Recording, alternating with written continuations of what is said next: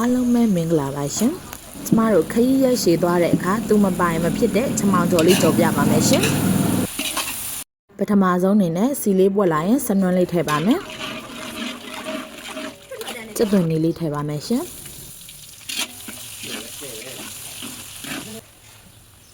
ကျက်သွန်နီလေးအနည်းငယ်၆တဲ့အနေထားလေးရောက်ရင်ငပိလေးထည့်ပါမယ်ရှင်ငရုတ်သီးအနုမုံနဲ့အကြမ်းမုံလေးထည့်ပါမယ်အဆက်မစားနိုင်ရင်ငရုတ်သီးချမ်းလေးရှော့ထည့်ပါရှင်ပြီးရင်တော့စီကြောတန့်စင်ထားတဲ့ချမောင်ရွက်လေးကိုထည့်ပါမယ်ရှင်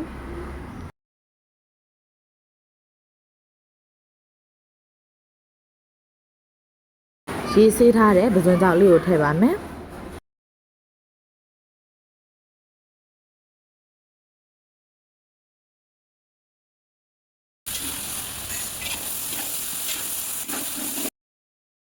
အရသာအတွက်ချုံမုံလေးအနှဲငယ်ထည့်ပါမယ်ရှင်